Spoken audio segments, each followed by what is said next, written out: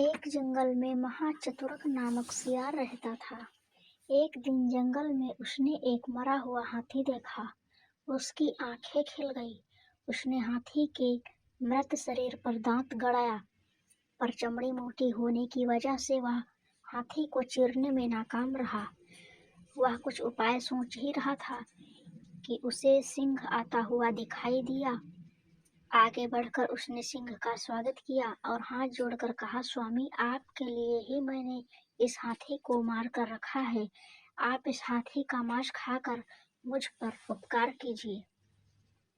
सिंह ने कहा, मैं तो किसी के हाथों मारे गए जीव को खाता नहीं हूँ, इसे तुम ही खाओ।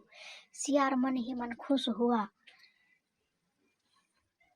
पर उसकी हाथी की चमड़ी को चीरने की समस्या अब भी हल नहीं हुई थी। थोड़ी देर में उस तरफ एक बाघ आ निकला। बाघ ने मरे हाथी को देखकर अपने होंठ पर जीभ फिराई।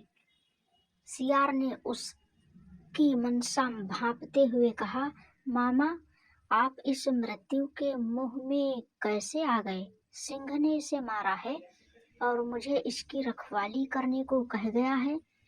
एक बार किसी बाघ ने उसके शिकार को जूठा कर दिया था, तब से आज तक वे बाघ जाति से नफरत करने लगे हैं।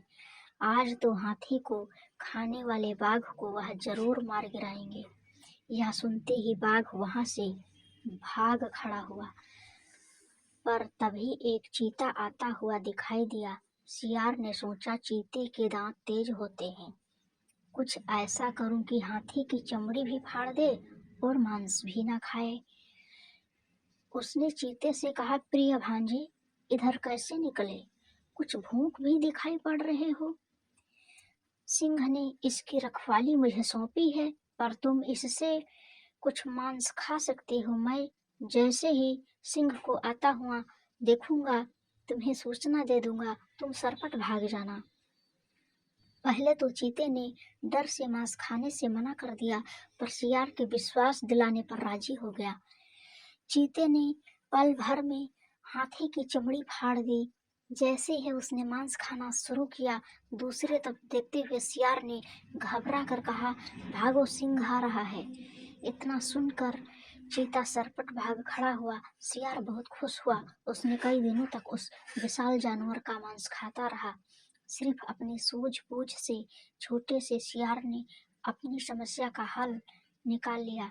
इसलिए कहते हैं कि बुद्धि के प्रयोग से कठिन काम हल हो जाता है।